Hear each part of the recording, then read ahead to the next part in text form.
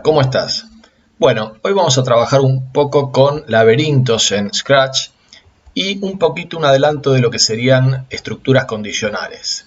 Vamos a arrancar al revés, vamos a arrancar a través de un ejemplo, presiono la bandera verde y me encuentro con un escarabajo que si toca el laberinto pierde y vuelve a la posición inicial.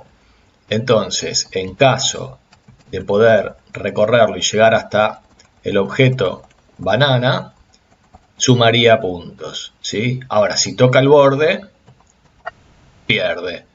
Muy bien, ¿cómo construimos todo eso? Bueno, primero vamos a identificar que tenemos un fondo con un color blanco o gris y en ese fondo hay distintas líneas trazadas en donde el objeto escarabajo, si toca esa línea, vuelve a la posición inicial, ¿sí? Eso presionando la bandera verde cuando está el juego en funcionamiento.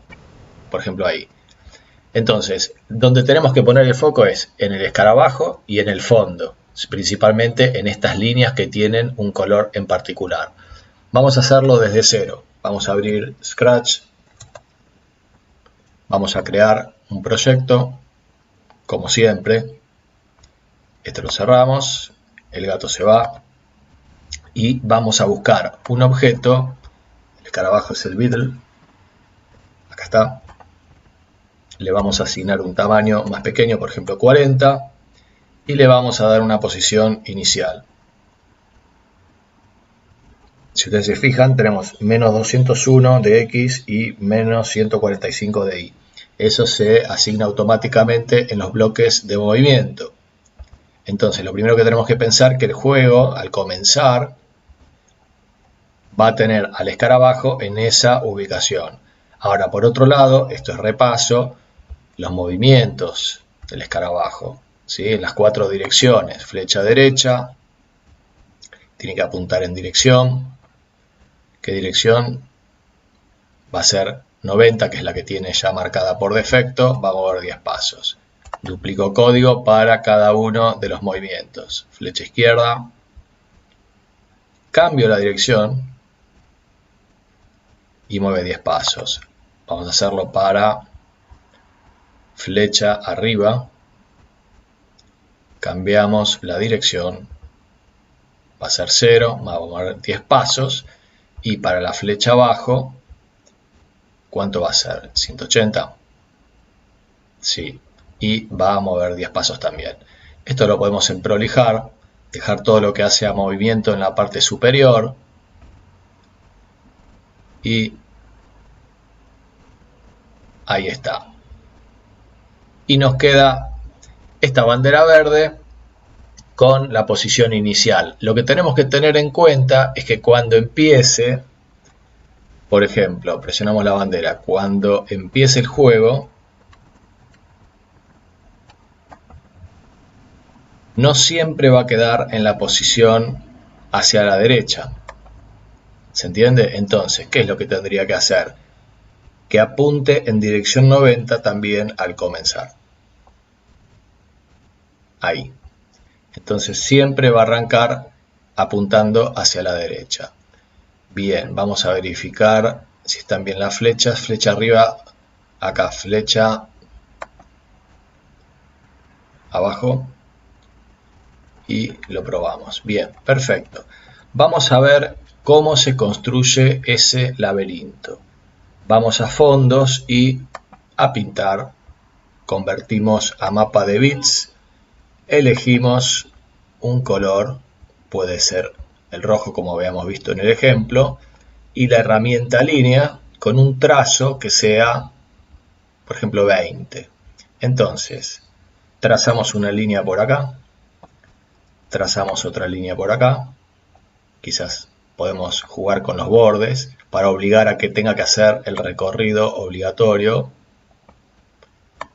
Y podemos poner obstáculos también. Eso por supuesto que lo vas a ir mejorando a medida que practiques. Bien, pero para nosotros es suficiente. ¿Qué es lo que vamos a hacer? Pintar, en caso de que quieras, ese fondo.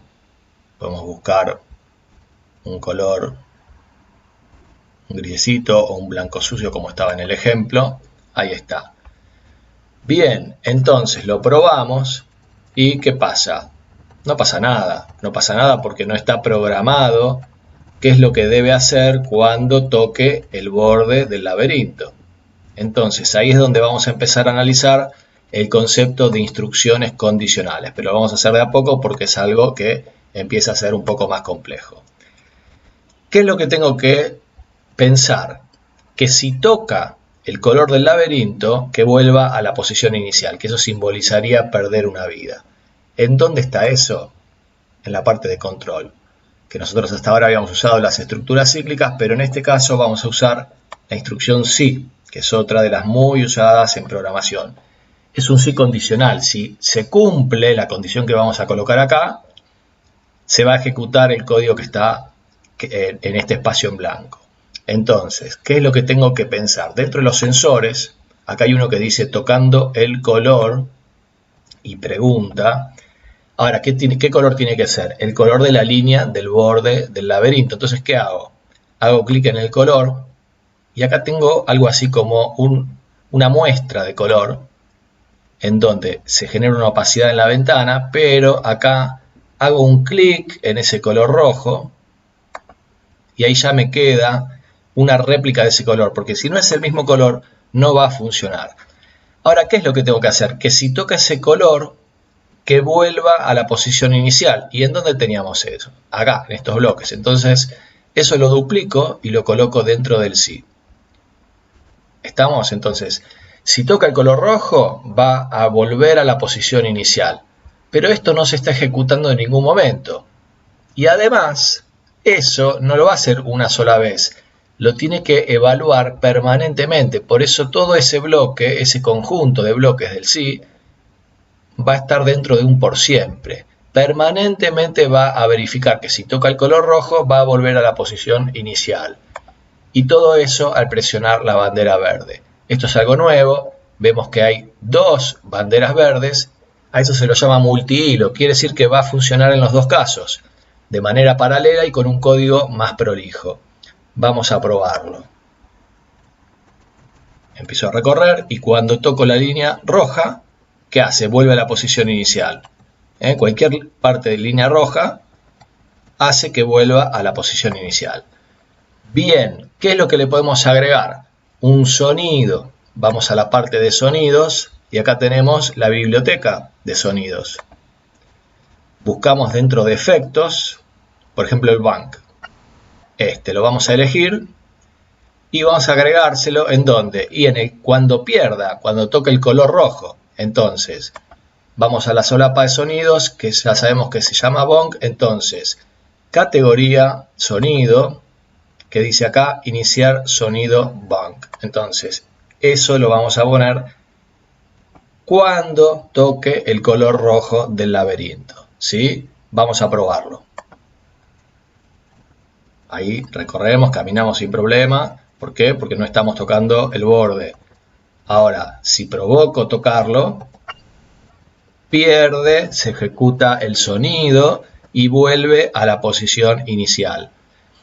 Usar un sí, usar un por siempre, son los elementos fundamentales, así como las entradas y salidas que vimos la vez pasada, para desarrollar un programa, en este caso un juego. Más adelante seguiremos ahondando sobre las instrucciones condicionales. Bueno, espero que te haya gustado y nos vemos la próxima.